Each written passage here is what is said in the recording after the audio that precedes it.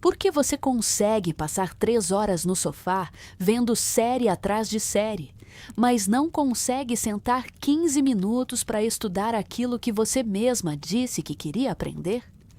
Por que você abre a geladeira 5 vezes sem fome, mas precisa de força de vontade sobre-humana para abrir um livro que você comprou com tanto entusiasmo? Por que você consegue rolar o feed do Instagram até cansar o dedo, mas quando precisa fazer aquela ligação importante, aquele projeto que mudaria sua vida, e seu cérebro simplesmente trava e inventa 1000 desculpas para deixar para depois? Vou te explicar desde a neurociência do sistema de recompensa porque o teu cérebro está programado para desejar o que é fácil e fugir do que é difícil. E mais importante, vou te ensinar como reprogramar esse sistema para que as coisas difíceis se tornem desejáveis. Não estou falando de força de vontade, não estou falando de motivação, não estou falando de pensamento positivo, nem de te convencer a gostar de sofrer. Não, estou falando de hackear o sistema de dopamina do teu cérebro para que ele pare de te sabotar e comece a trabalhar a teu favor. Fica até o final, porque vou te mostrar o passo a passo exato de como uma paciente minha de 42 anos conseguiu transformar algo que ela odiava fazer em algo que o cérebro dela passou a pedir. E quando entenderes o mecanismo, vais perceber que isso se aplica a qualquer coisa difícil da tua vida. Sou Ana Beatriz Barbosa, psiquiatra há mais de 30 anos. E a frase que mais ouço no consultório é esta: doutora, eu sei o que tenho que fazer, mas na hora, eu não faço. É como se tivesse uma força maior que me impede. E eu sempre respondo a mesma coisa: não é força maior, é biologia. O teu cérebro não foi desenhado para te fazer feliz. Foi desenhado para te manter vivo com o menor gasto energético possível. E coisas difíceis custam energia. Então ele vai fazer de tudo para te convencer de que não é urgente, não é importante, pode esperar. Hoje quero te apresentar a Juliana. Ela entrou em contato comigo há cerca de 4 meses através dos comentários e contou-me a história dela. Pedi que viesse aqui partilhá-la contigo, porque acredito que o que ela viveu é exatamente o que muitas de vocês estão a viver agora mesmo. Juliana, obrigada por estares aqui. Oi, gente. Eu sou a Juliana, tenho 37 anos, sou publicitária, mãe de 2. Moro em São Paulo, trabalho em casa desde a pandemia. Minha vida antes de tudo isso que vou contar era, sei lá, normal. Eu achava que estava bem. Trabalhava, cuidava das crianças, fazia o básico. Mas sempre tive aquela sensação de que eu podia mais, sabe? Tipo, eu olhava para minha vida e pensava: tá tudo funcionando, mas eu não tô evoluindo. E a primeira vez que percebi que algo não estava bem foi quando eu comecei a evitar coisas que antes eu até gostava. Tipo ler. Eu sempre fui leitora, desde criança. E de repente eu tinha pilhas de livros na mesa de cabeceira e não conseguia passar da página 3. E isso foi me angustiando. O problema foi ficando pior. Eu acordava todo dia com aquela lista mental de coisas que eu precisava fazer para mim. Não tô falando de trabalho, não. Trabalho eu fazia porque tinha prazo, tinha cliente esperando. Mas as coisas para mim mesmo, exercício, curso online que eu tinha pago. Aquele projeto pessoal que eu sempre quis tirar do papel. Aquilo ficava lá, parado. E todo dia eu prometia: amanhã eu começo, amanhã eu faço. Aí chegava amanhã e eu encontrava qualquer desculpa. Cansaço, dor de cabeça, as crianças precisando de atenção, a casa uma bagunça. Qualquer coisa era mais urgente do que aquilo que era realmente importante para mim. Eu tentei várias coisas. Tentei acordar mais cedo, não funcionou. Eu só ficava mais cansada e irritada. Tentei método Pomodoro, Aquele negócio de 25 minutos focada. Nos primeiros 2 dias até ia. No terceiro eu já estava inventando desculpa. Tentei aplicativo de hábitos. Aqueles que você marca um X todo dia. Funcionou 1 semana. Depois eu parei de abrir. E sabe o que era pior? A culpa. Eu me sentia uma fracassada. Porque, não é difícil, né? Sentar e fazer. Né? Outras pessoas conseguem. Por que eu não consigo? Eu ficava me martelando com isso. E quanto mais eu me cobrava, mais eu travava. Virou um ciclo. Eu evitava fazer. Me sentia culpada. A culpa me paralisava mais ainda. E aí eu evitava de novo. Juliana, nesse momento, quando você ia evitar de novo, o que é que você sentia exatamente? O que você dizia a si mesma para justificar não fazer? Olha, era tipo um alívio na hora, sabe? Ufa, não preciso enfrentar isso agora. Mas logo em seguida vinha uma voz na minha cabeça dizendo: você é fraca. Você não tem disciplina. Você nunca vai conseguir nada relevante na vida se continuar assim. E eu acreditava. Eu realmente achava que o problema era eu ser fraca. O que você está descrevendo é exatamente o que acontece quando o sistema de recompensa do cérebro está desregulado.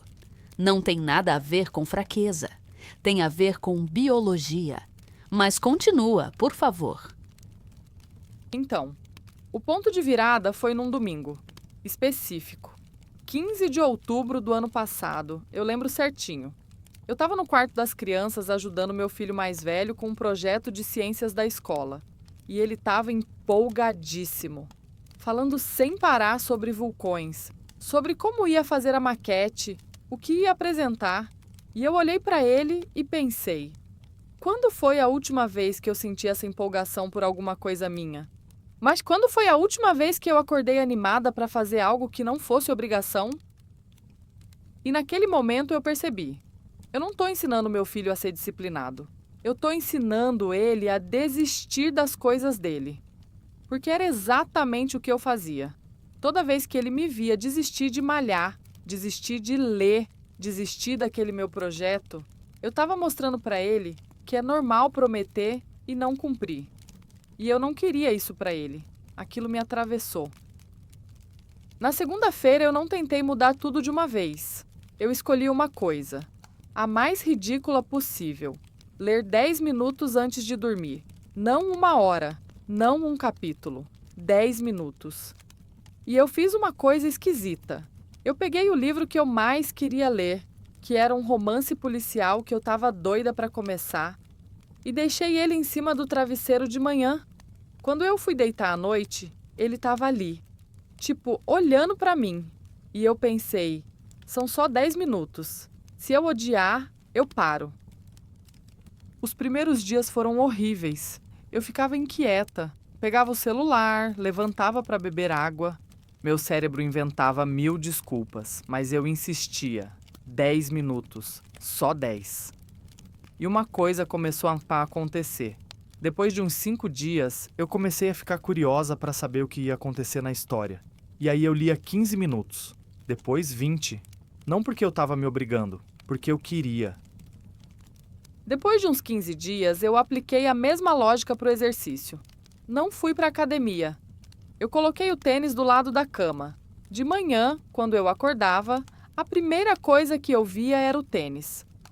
E eu prometia para mim mesma só colocar o tênis e caminhar até o portão. Então, se eu quisesse voltar, eu voltava. Mas se eu já estava com o tênis no pé, a maioria das vezes eu ia. Não ia longe, não corria. Só andava 15, 20 minutos. Mas ia. Hoje, 4 meses depois, eu não estou perfeita. Tem dia que eu falho. Tem dia que eu não leio. Tem semana que eu não faço exercício. Mas a diferença é que agora eu não entro em colapso quando isso acontece. Eu só volto no dia seguinte. E tem uma coisa que mudou muito. Eu voltei a sentir vontade de fazer coisas. Sabe aquele projeto pessoal que eu sempre quis tirar do papel? Eu comecei, devagar, meia hora por semana, mas comecei. E o mais louco é que agora eu sinto falta quando não faço. O que a Juliana acabou de descrever tem um nome em neurociência e vamos entendê-lo juntas a seguir. Se você está me ouvindo agora e se identificou com alguma parte da minha Bama história, eu quero te dizer uma coisa. Não é sobre força de vontade. Eu passei anos achando que eu era fraca, achando que o problema era a falta de disciplina. E não era. Era sobre entender como funciona. A única coisa que eu gostaria de ter sabido antes é que você não precisa querer fazer a coisa difícil. Você só precisa enganar seu cérebro para começar. O resto vem depois. Eu prometo. Obrigada, Juliana, por tua coragem em partilhar isso aqui. Se enquanto escutavas a Juliana pensaste que era exatamente o teu caso, quero que saibas, não estás sozinha. Não és a única pessoa que promete e não cumpre. Não és a única que sabe o que tem que fazer e não faz. E a tua história também importa. Se quiseres ser tu, a próxima a partilhar a tua experiência aqui, escreve nos comentários qual é a coisa difícil que tu levas meses ou anos adiando e o que achas que te impede de começar. Cada semana eu leio todos os comentários e seleciono uma história para trazer a este espaço. Não prometo que consiga responder a todos, mas prometo que leio cada um.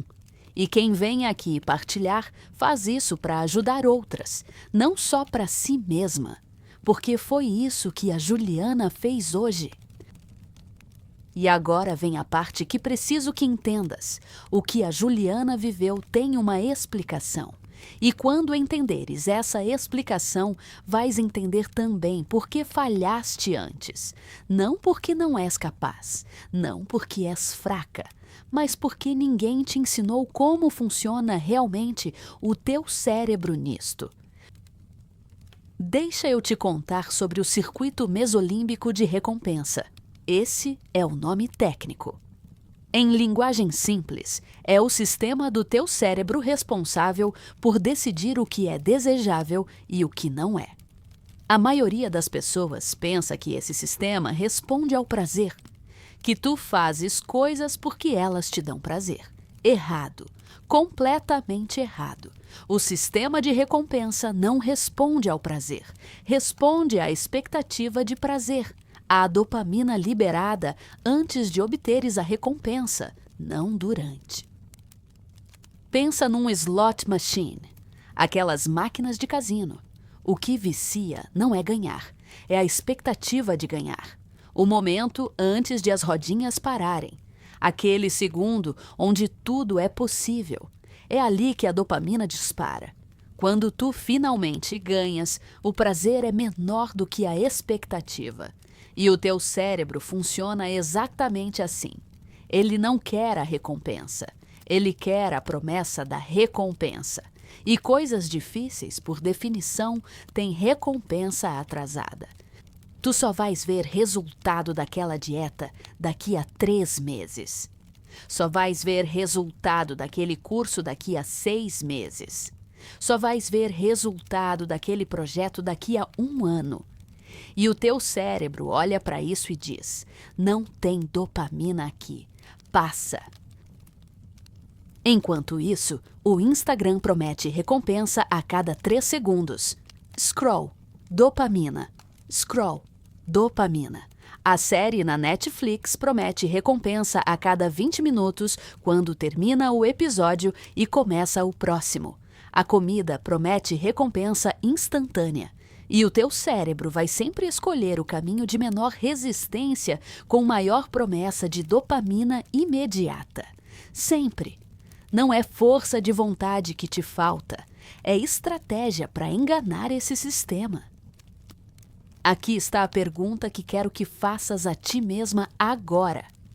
Se o teu cérebro não quer a recompensa, mas sim a expectativa dela, como podes criar expectativa de recompensa em coisas difíceis que só dão resultado lá na frente? Passo 1. Reduz o custo de entrada até ele parecer ridículo. O cérebro foge de coisas difíceis porque o esforço inicial parece gigante. A Juliana não prometeu ler 1 hora, prometeu 10 minutos. Não prometeu correr 5 quilômetros, prometeu colocar o tênis. Isto funciona porque quando o comportamento é tão pequeno que parece ridículo, o cérebro não ativa a resistência. Não há luta interna, não gastas força de vontade. Tu simplesmente fazes porque é tão pequeno que nem vale a pena negociar. O córtex pré-frontal, responsável pela força de vontade, é como uma bateria. Ele tem carga limitada por dia. Cada decisão que tomas gasta um pouco dessa bateria. Cada vez que resistes a uma tentação, gastas bateria. Cada vez que te forças a fazer algo que não queres, gastas bateria. E quando a bateria acaba, tu ages no piloto automático. E o piloto automático sempre escolhe o caminho fácil. Sempre. Então a ideia não é fortalecer a força de vontade. A ideia é não precisar dela. E fazes isso tornando o comportamento tão pequeno que não precisa de força de vontade para começar. Conheci a Fernanda, 53 anos, professora, que passou 20 anos dizendo que ia voltar a tocar piano. Ela tinha sido pianista amadora na juventude. Parou quando casou e teve filhos. O piano ficou ali na sala, acumulando pó e culpa. Todo ano ela prometia: "Este ano eu volto", e nunca voltava. Quando ela veio ao consultório por ansiedade, eu perguntei: "Quanto tempo tu achas que precisarias tocar por dia para te sentires pianista de novo?" Ela disse: "Pelo menos 1 hora." E eu disse: "E se fosse 5 minutos?" Ela riu. Disse que 5 minutos não servia para nada. Eu disse: "Serve para quebrar 20 anos de inércia." Ela topou. 5 minutos por dia. Qualquer música, qualquer hora. Nos primeiros dias ela tocava escalas, coisas básicas, mas tocava. Depois de 2 semanas, ela começou a tocar músicas que gostava. Depois de 1 mês, ela tocava 15, 20 minutos sem perceber. Hoje, 8 meses depois, ela toca quase todo dia. Não porque se obriga, porque quer. O cérebro dela aprendeu que tocar piano não é uma montanha a escalar. É só sentar e começar. E isso mudou tudo. A lei universal aqui é esta: quanto menor o comportamento inicial, menor a resistência. Quanto menor a resistência, maior a probabilidade de consistência. E consistência cria identidade. Identidade cria desejo. É um ciclo, mas tens que começar ridiculamente pequeno. Passo 2. Associa a coisa difícil com algo que já te dá prazer imediato. O cérebro aprende por associação. Neurônios que disparam juntos conectam-se. Se tu conseguires fazer com que a coisa difícil aconteça ao mesmo tempo que algo prazeroso, o cérebro vai começar a associar os dois e, eventualmente, a coisa difícil sozinha vai disparar dopamina. Isto não é condicionar-te como um cão de Pavlov, é usar o sistema de aprendizagem que o teu cérebro já tem. Pensa, por que é que adoras o cheiro de café? Não nasceste amando café, mas o teu cérebro associou o cheiro de café com o sabor, com o ritual da manhã, com o momento de pausa, com a sensação de alerta que vem depois. Agora, só o cheiro já dispara a dopamina, mesmo antes de beberes, mesmo que não bebas. A expectativa sozinha já te dá prazer. Podes fazer o mesmo com qualquer coisa difícil. A ideia não é subornar-te, é criar uma ponte neural. Vou te dar um exemplo concreto. A Patrícia, 39 anos, advogada, odiava exercício. Odiava. Tentou academia 10 vezes, cancelou 10 vezes, mas ela amava podcast, viciada em true crime. Ouvia enquanto cozinhava, limpava a casa, dirigia. Eu disse: E se tu só pudesses ouvir podcast enquanto caminhavas? Ela olhou para mim como se eu fosse louca, mas topou. No início foi estranho. Ela sentia que estava a perder tempo de podcast só para caminhar. Mas depois de uma semana, aconteceu uma coisa. Ela começou a ficar ansiosa para caminhar porque queria saber o final do episódio. Depois de 3 semanas, o cérebro dela tinha associado caminhada com prazer do podcast. Ela começava a caminhar e já sentia aquela antecipação boa. Hoje, 7 meses depois, ela caminha 5 vezes por semana. E tem dias que nem liga o podcast. Caminha porque o corpo dela pede. Porque o cérebro aprendeu que caminhar é bom. A lei universal aqui: não precisas amar a coisa difícil para começar. Só precisas enganar o cérebro durante tempo suficiente até ele aprender a gostar. Passo 3. Reinterpreta o desconforto como sinal de crescimento, não de erro. O cérebro interpreta desconforto como perigo, sempre. É um mecanismo evolutivo. Se dói, para. Se é difícil, evita. Isso manteve-te vivo quando vivias em cavernas, mas hoje isso sabota-te. Porque crescimento sempre vem com desconforto. Sempre. E se continuares a interpretar desconforto como sinal de que algo está errado, vais evitar tudo o que importa. A diferença entre alguém que desiste e alguém que persiste não está na quantidade de desconforto que sentem, está na interpretação que dão ao desconforto. Alguém que desiste sente desconforto e pensa: isto não é para mim. Não sou boa nisto. Devia ser mais fácil. Alguém que persiste sente o mesmo desconforto e pensa: isto é exatamente o que devia estar a sentir.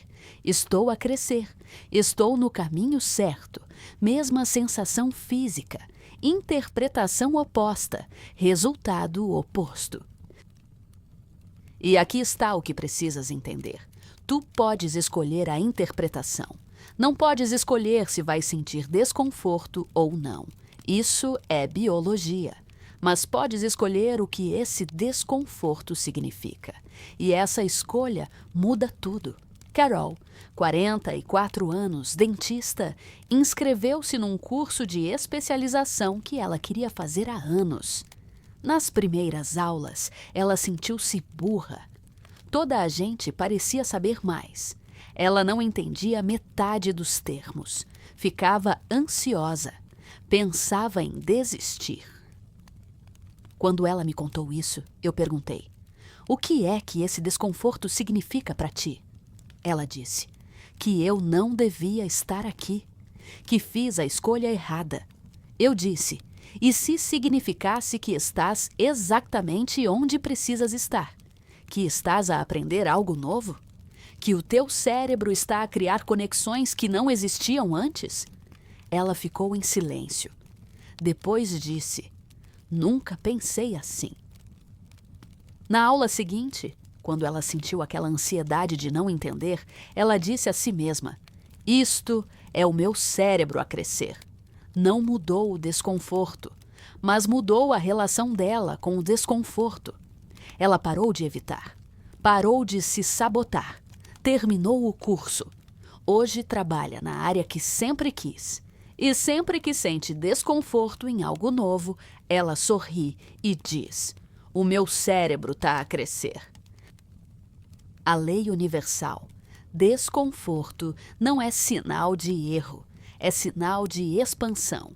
Quando reinterpretas, paras de fugir. Olha, quero fazer uma pausa aqui. Se estás a ouvir isto e a pensar: sim, mas no meu caso é diferente, no meu caso é mais complicado, eu quero que pares um segundo e te perguntes: será que é realmente diferente ou será que é só mais uma forma de evitar começar? Porque o cérebro é especialista em criar exceções, em dizer que o teu caso é único, que essas estratégias funcionam para os outros, mas não para ti. E enquanto acreditares nisso, vais continuar presa. Então, respira fundo e continua comigo. Passo 4. Redesenha o teu ambiente para eliminar fricção. O ambiente controla o comportamento muito mais do que tu imaginas.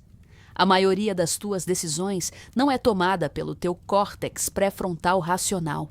É tomada pelo sistema automático subcortical, que responde a pistas ambientais. Vês o telemóvel, pegas o telemóvel.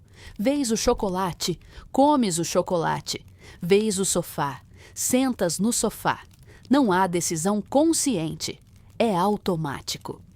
E se o teu ambiente está desenhado para facilitar os comportamentos que te sabotam, vais fazer esses comportamentos sempre, independentemente da força de vontade que tenhas. A solução não é resistir ao ambiente, é mudar o ambiente. Torna a coisa difícil fácil de fazer e a coisa fácil difícil de fazer, literalmente, fisicamente. Beatriz, 35 anos, jornalista freelancer, queria escrever um livro há 5 anos. Todo dia prometia escrever. Todo dia abria o computador e ficava 2 horas nas redes sociais. Quando finalmente ia escrever, estava exausta. Desistia. Sentia-se um fracasso. Eu perguntei: onde está o teu computador quando acordas? Ela disse: na secretária, já ligado, porque trabalho nele. Eu disse: e o que aparece quando ligas o ecrã? Ela disse: as abas que deixei abertas, Gmail, Instagram, WhatsApp Web. Eu disse: então o teu ambiente está desenhado para te sabotar. O caminho de menor resistência é a distração, não a escrita. Ela mudou uma coisa. Criou uma conta de utilizador diferente no computador. Conta A, trabalho, com todas as redes sociais. Conta B, escrita, sem redes, sem e-mail, só um documento em branco aberto automaticamente ao ligar. De manhã, antes de qualquer coisa, ela fazia login na conta B. E como não havia nada para além do documento, ela escrevia 10 minutos, 15, às vezes só uma frase. Mas escrevia, porque era o caminho de menor resistência. 6 meses depois, o livro estava escrito. Não foi motivação, não foi disciplina, foi design ambiental. O cérebro dela não teve que lutar, só teve que seguir o caminho que estava desenhado. A lei universal. Se tens que decidir toda vez, vais falhar. Se o ambiente decide por ti, vais ter sucesso. Passo 5. Muda a tua identidade, não os teus objetivos. Objetivos são sobre resultados. Identidade é sobre quem tu és. E o cérebro protege a identidade acima de tudo. Se tu te vês como alguém que não é disciplinado, vais sabotar qualquer tentativa de ser disciplinado. Porque comportar-te de forma disciplinada cria dissonância cognitiva. O teu cérebro diz: isso não sou eu, e vai fazer de tudo para voltar ao padrão. A maioria das pessoas tenta mudar comportamento sem mudar identidade, e isso não funciona, porque identidade sempre ganha. Sempre. Se te vês como alguém que não gosta de exercício, podes forçar-te a ir ao ginásio 2 semanas, mas eventualmente vais parar, porque não é quem tu és. Mas se começares a ver-te como alguém que cuida do corpo, o comportamento flui, porque agora é congruente com quem tu és. E aqui está o segredo: não mudas identidade dizendo que és diferente. Mudas identidade agindo diferente. Cada pequena ação é um voto para um tipo de identidade. Tu não precisas de acreditar que és disciplinado para agir de forma disciplinada. Tu ages de forma disciplinada e o cérebro conclui: ah, eu sou disciplinado. É ao contrário do que te ensinaram. Sandra, 58 anos, bancária aposentada, fumava há 40 anos. Tentou parar dezenas de vezes. Sempre recaía, porque ela dizia: estou a tentar parar de fumar. Eu perguntei: quem tu és? Fumadora ou não fumadora? Ela disse: fumadora que está a tentar parar. Eu disse: então tu és fumadora. E fumadoras fumam, é o que fazem. Ela ficou brava comigo, mas depois entendeu. Ela mudou a linguagem. Parou de dizer: estou a tentar parar. Começou a dizer: eu não fumo. Quando alguém oferecia cigarro, ela não dizia: estou a tentar parar. Dizia: não, obrigada, eu não fumo. Nas primeiras vezes pareceu mentira, mas ela continuou. E sempre que recusava um cigarro, estava quem tinha a votar na identidade de não fumadora. Depois de 3 semanas, ela acreditava. Ela era não fumadora. E não fumadoras não fumam. Simples assim. Hoje, 2 anos depois, ela nem pensa em cigarro. Não porque se controla, porque não é quem ela é. A lei universal. Cada ação é um voto. Vota na identidade que queres ter e, eventualmente, vais acreditar. Passo 6. Consistência mata intensidade sempre. O cérebro não aprende com esforço heróico, aprende com repetição. Neuroplasticidade, a capacidade do cérebro de mudar, acontece com exposição repetida, não com exposição intensa. Tu podes fazer 200 flexões num dia e sentir-te incrível. Mas se não fizeres mais nada na semana seguinte, o cérebro não mudou. 0 progresso. Mas se fizeres 10 flexões todos os dias durante 30 dias, o cérebro cria novas conexões, fortalece circuitos, muda a estrutura. O problema é que a cultura vem de intensidade, vem de transformação em 30 dias, vem de desafios extremos, e isso é excitante. Dá um pico de dopamina enorme, mas não dura, porque não é sustentável. E quando paras, sentes-te um fracasso e desistes de vez. A verdade é esta: 1% de melhoria por dia é quase imperceptível, mas ao fim de um ano, és 37 vezes melhor. Não porque fizeste algo heróico, porque fizeste algo pequeno de forma consistente, e consistência é aborrecida.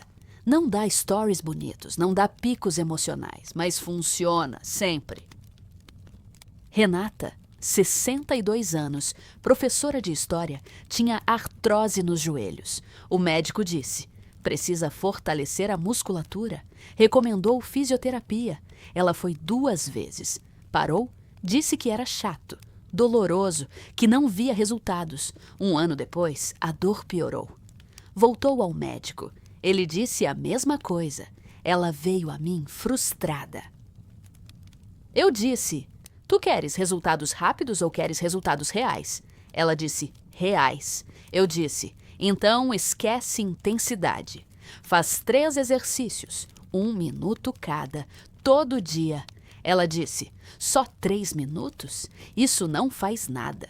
Eu disse: faz mais do que 0, que é o que tens feito. Ela topou. 3 exercícios, 3 minutos todo dia, de manhã antes do café, sem negociação. Nos primeiros dias ela não sentiu nada. Nas primeiras semanas também não. Mas continuou, porque era tão pequeno que não havia desculpa. Depois de 2 meses, ela percebeu que conseguia subir escadas sem dor. Depois de 4 meses, conseguia caminhar sem mancar. Hoje, 1 ano depois, ela faz 15 minutos de exercício por dia. Não porque se obriga, porque o corpo pede. A lei universal. Não importa o quão pequeno, importa que seja todo dia. Passo 7. Ancora o comportamento num porquê emocional profundo. Razões lógicas não mudam comportamento. Razões emocionais, sim. O córtex pré-frontal, responsável pela lógica, cansa. A amígdala, responsável pela emoção, não. Então, se o teu único motivo para fazer algo difícil é lógico, vais desistir. Sempre. Porque quando a força de vontade acabar, não vai ter nada a segurar-te. Mas se tiveres um porquê emocional visceral que te atravessa, esse porquê vai puxar-te nos dias em que a lógica falha. E o porquê não pode ser superficial. Não pode ser, quero emagrecer para ficar bonita. Isso não aguenta pressão. Tem que ser, quero emagrecer para ter energia para brincar com os meus filhos, para não perder os momentos deles, para que eles se lembrem de mim presente, não ausente. Vês a diferença? Um é externo, superficial. O outro é interno, profundo. E quando o porquê é profundo, o como torna-se secundário. Tu vais encontrar um jeito, sempre. Márcia, 47 anos, enfermeira, trabalhava em turnos, voltava exausta, não conseguia estar presente com a filha adolescente. Queria mudar de área, fazer um curso, mas dizia que não tinha energia para estudar depois do plantão. Eu perguntei, por que queres mudar? Ela disse, para ganhar mais, ter horário melhor. Eu disse, e o que isso te daria que não tens agora? Ela pensou. Depois começou a chorar. Ela disse, eu não conheço minha filha. Ela está a crescer e eu estou a perder. Outro dia, ela teve uma crise de ansiedade na escola e eu só soube 3 dias depois, porque ela não quis me preocupar. Eu não quero que ela cresça achando que eu não estava lá. Aquilo era o porquê. Não era dinheiro. Não era horário. Era não perder a filha. 2 dias depois, ela começou o curso. Estudava 30 minutos depois do plantão, antes de dormir.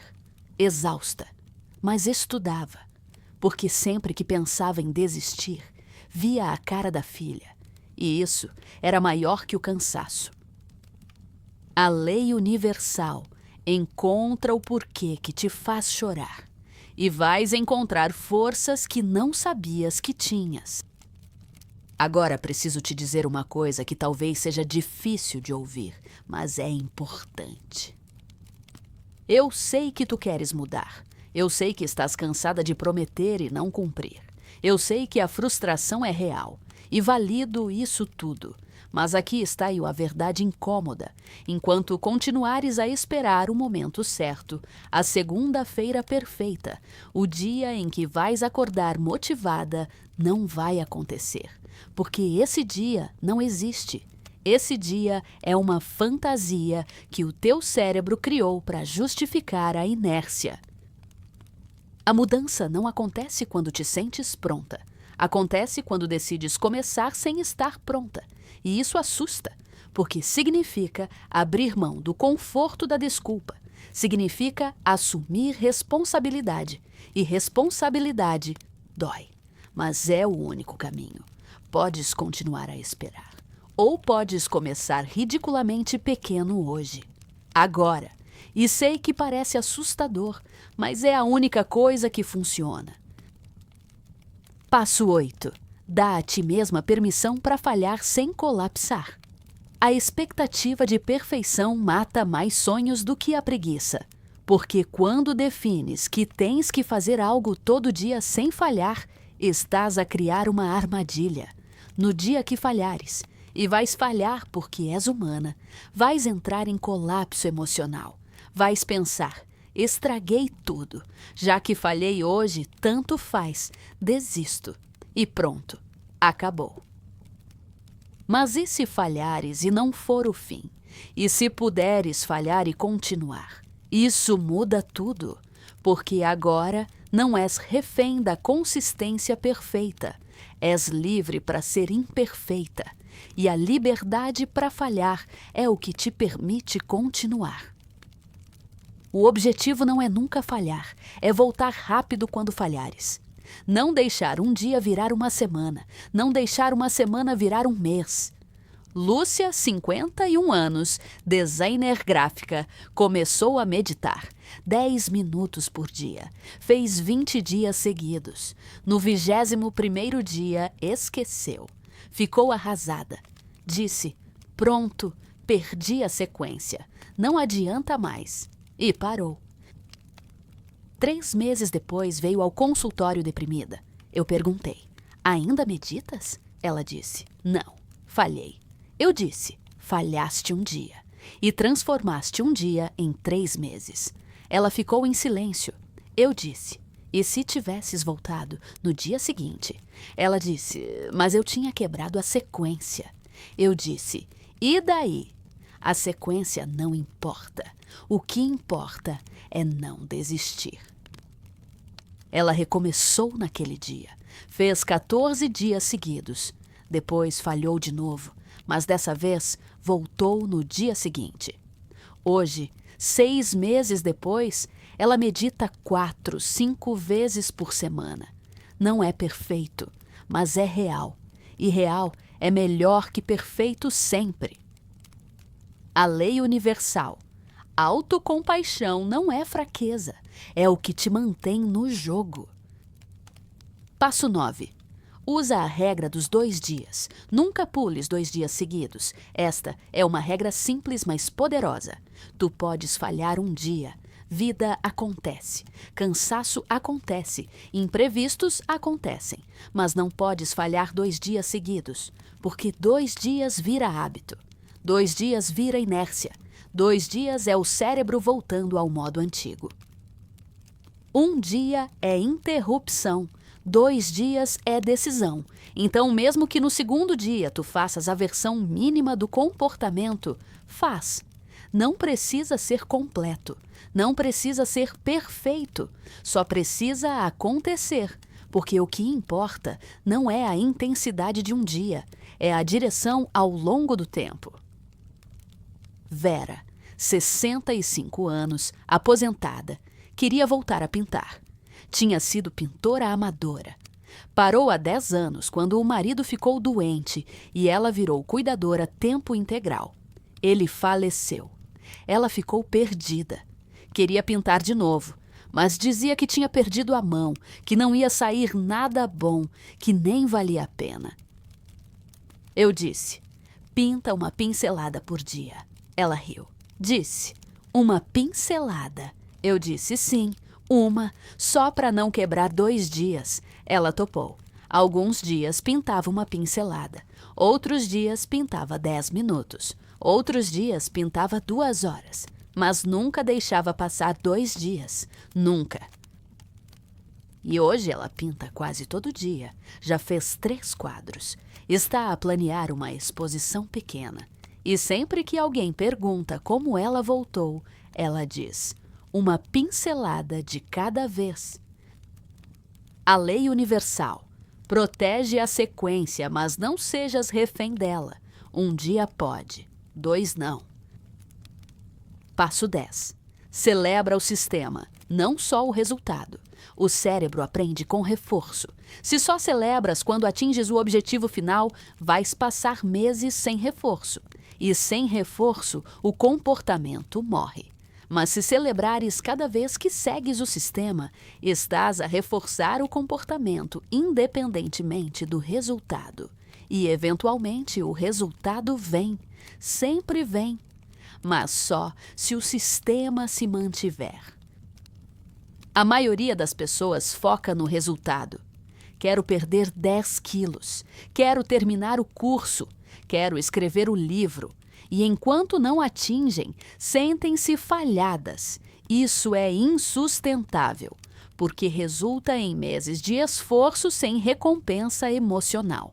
E o cérebro não aguenta isso. Mas se mudares o foco para o sistema, cada dia que segues o sistema é uma vitória. Não importa se perdeste peso, importa que comeste bem.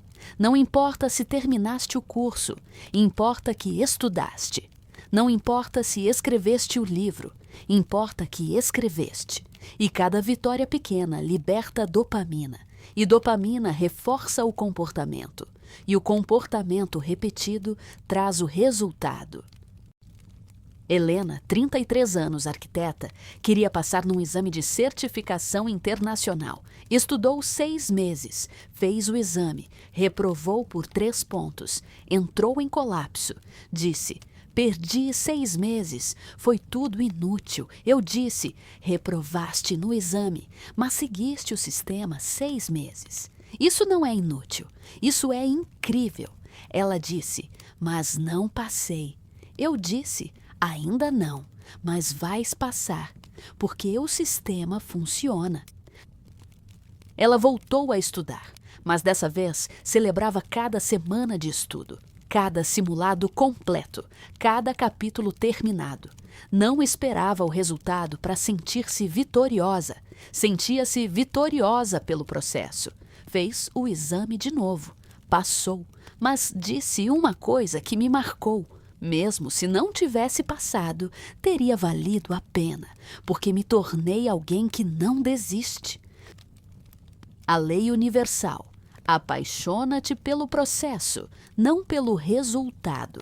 E o resultado vem como consequência. Passo 11. Cria rituais de preparação, não de execução. A parte mais difícil de qualquer coisa não é fazer, é começar. O cérebro odeia transições, odeia sair do estado atual para o próximo estado. Então, cria fricção, inventa desculpas, adia. E quanto maior a fricção, menor a probabilidade de começares.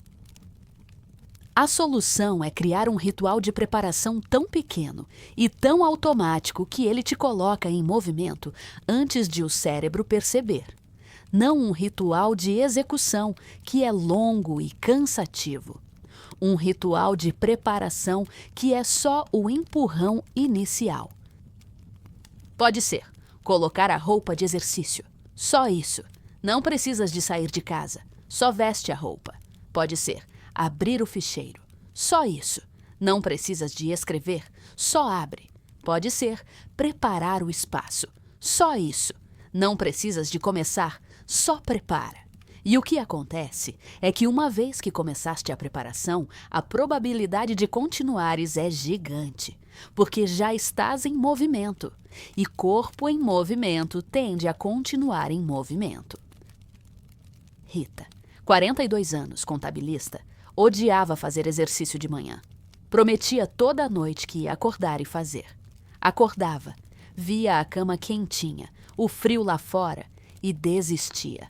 Todo dia a mesma luta. Todo dia a mesma derrota. Eu disse: não penses em fazer exercício. Pensa só em vestir a roupa. Ela disse: mas se eu vestir, vou ter que fazer. Eu disse: não. Se vestires e não quiseres fazer, volta para a cama, sem culpa. Nos primeiros dias ela vestia e ficava uns minutos parada. Mas como já estava de pé, de roupa vestida, acabava por fazer. Depois de 2 semanas, ela nem pensava. Acordava, vestia automaticamente e fazia. O ritual de preparação tinha virado automático e o exercício tinha virado consequência natural. A lei universal: diminui a fricção do início e o resto flui. Passo 12. Torna o progresso visível e físico. O cérebro responde a feedback visual. Quando vês progresso, liberta dopamina. Quando não vês, assume que não há progresso, mesmo que haja. Então, se não tornares o teu progresso visível, vais desistir, porque vais achar que não está a funcionar, mesmo que esteja. A ferramenta mais simples é um calendário na parede. Física, não digital. Um X por cada dia que cumpres. Não precisa ser perfeito, só consistente.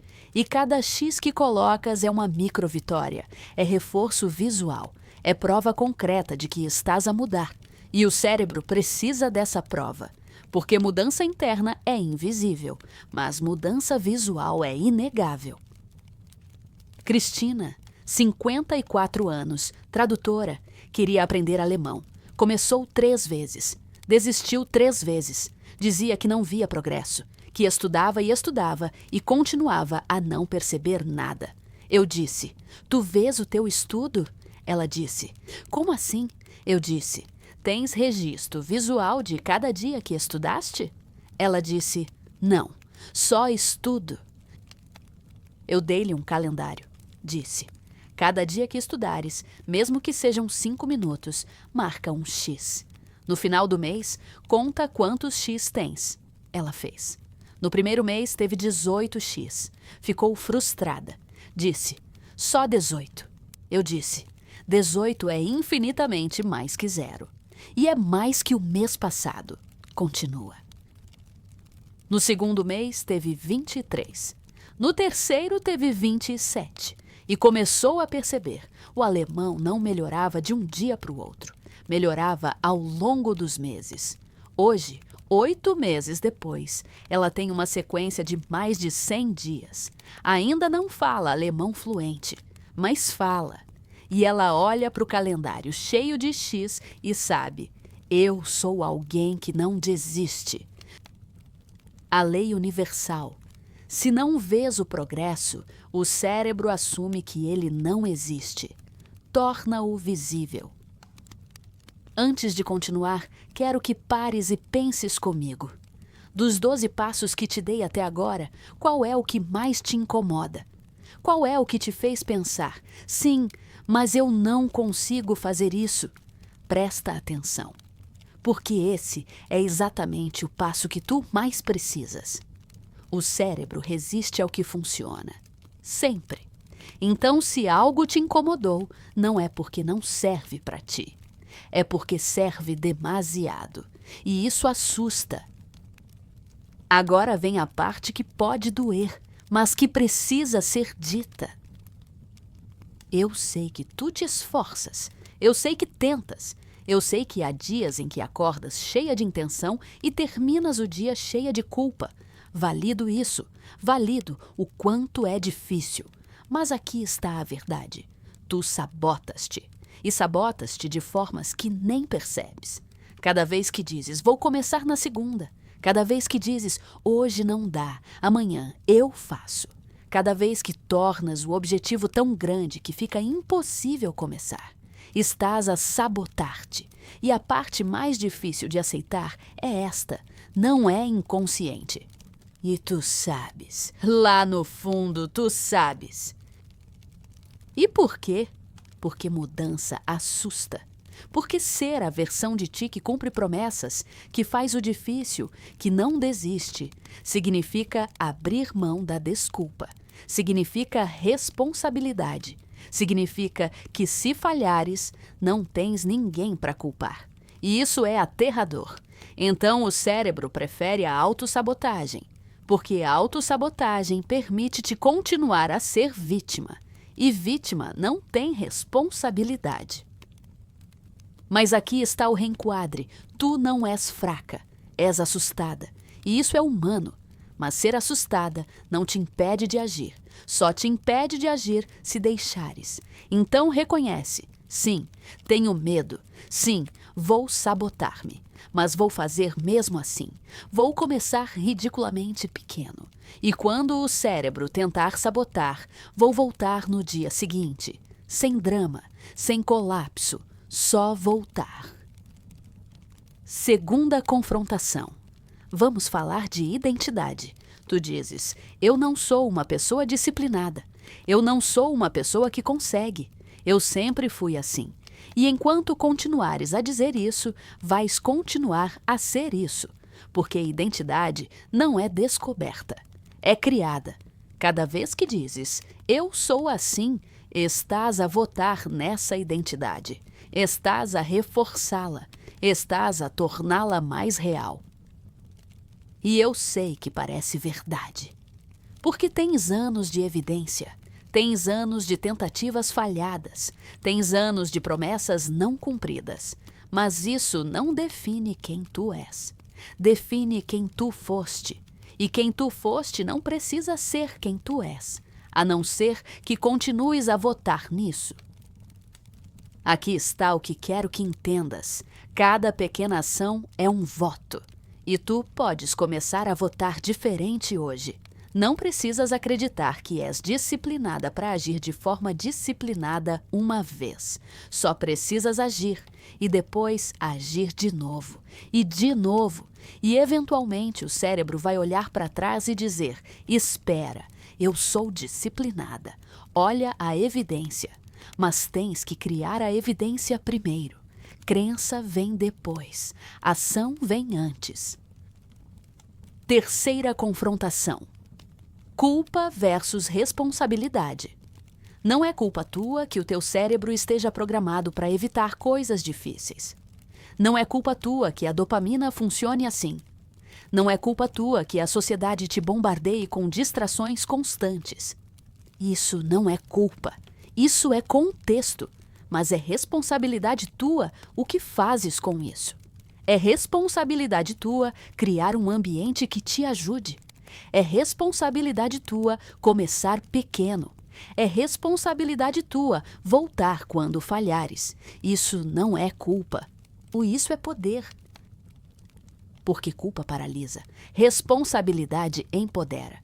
Culpa diz, sou vítima. Responsabilidade diz, sou agente. E tu podes escolher.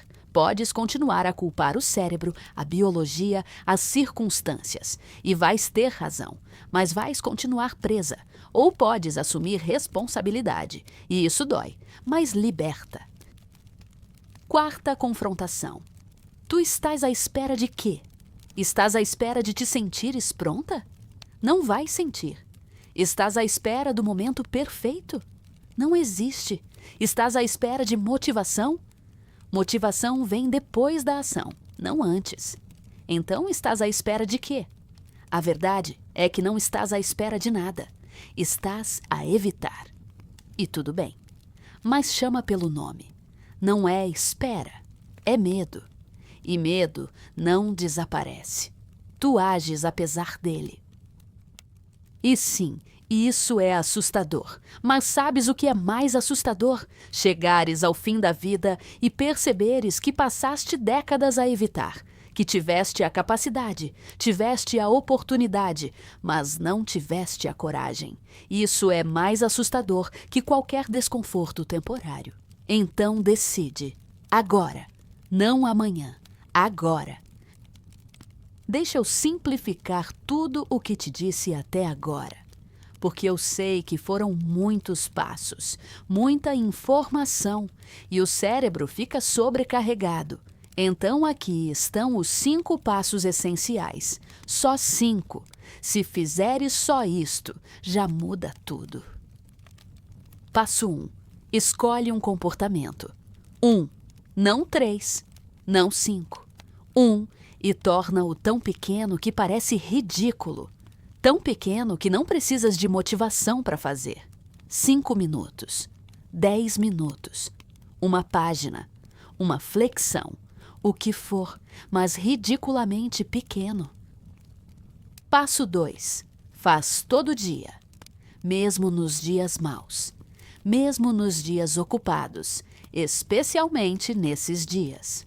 Porque o que importa não é quanto fazes, é que fazes. Consistência sobre intensidade, sempre.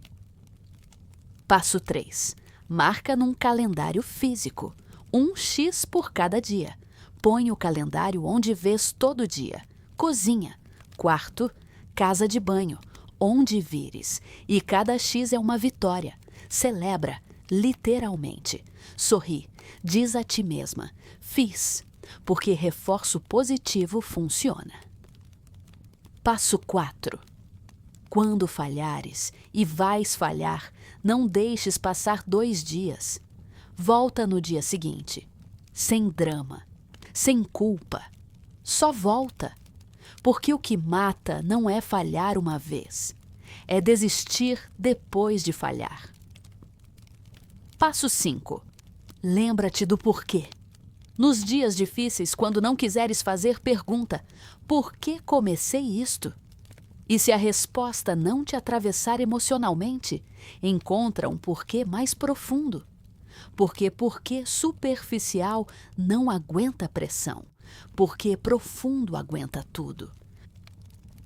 E aqui está a ferramenta visual. Pega num calendário de papel, imprime, desenha à mão, tanto faz, põe na parede, compra uma caneta que gostes e cada dia que cumprires, marca um X bem grande, vistoso, satisfatório, e o teu único objetivo é não quebrar a corrente de X. É isso. Não é resultado, não é perfeição, é só não quebrar a corrente. Quando tiveres 10 X seguidos, vais sentir-se bem. Quando tiveres 20, vais começar a acreditar. Quando tiveres 50, vais ser outra pessoa. Não porque mudaste tudo, porque provaste a ti mesma que és capaz. E essa prova muda tudo. Se chegaste até aqui, já és diferente de quem começou este vídeo. Porque a maioria das pessoas nem chega ao fim. A maioria desiste no meio, salta, distrai-se. Mas tu ficaste, e isso diz algo sobre ti. Diz que parte de ti quer mudar, mesmo que outra parte tenha medo. Agora vem a parte difícil. A vida vai passar de qualquer forma. Os dias vão passar, as semanas, os meses, e daqui a 1 ano vais estar 1 ano mais velha. Isso é inevitável. A única pergunta é: vais estar 1 ano mais velha e na mesma situação? Ou vais estar 1 ano mais velha e transformada? Porque tempo passa igual para toda a gente. Mas o que fazes com o tempo é escolha. E não me digas que vais começar amanhã. Não me digas que vais pensar. Não me digas que precisas de te organizar primeiro. Isso é o cérebro a negociar, a adiar, a sabotar. Tu decides aqui, agora, neste momento. Qual é o comportamento ridiculamente pequeno que vais fazer hoje? Qual é o teu porquê profundo? Onde vais pôr o calendário?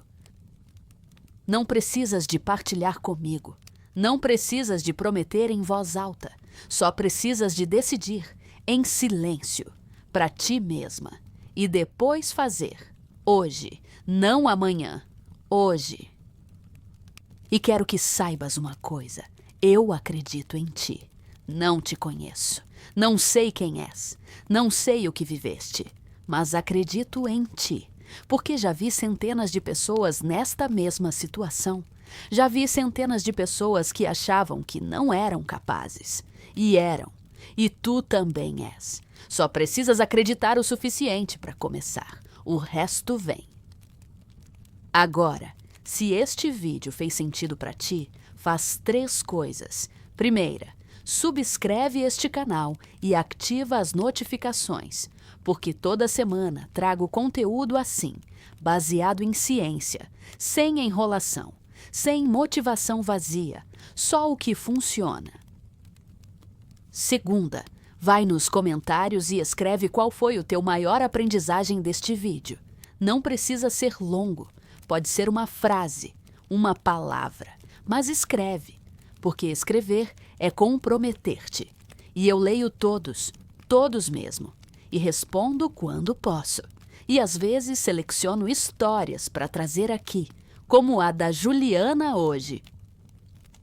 Terceira, partilha este vídeo com alguém que precisa ouvir isto, porque provavelmente conheces alguém que está presa no mesmo ciclo, que promete e não cumpre, que sabe o que tem que fazer e não faz. E talvez este vídeo seja o empurrão que ela precisa.